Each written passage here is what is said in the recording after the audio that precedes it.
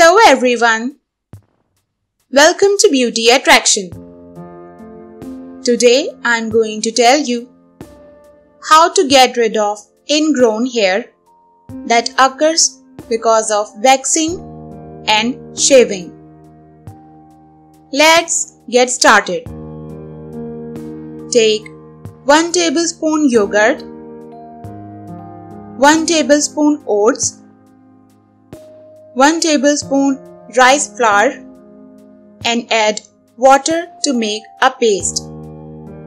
Scrub this on the affected area, then wash it off after 10 minutes with cold water.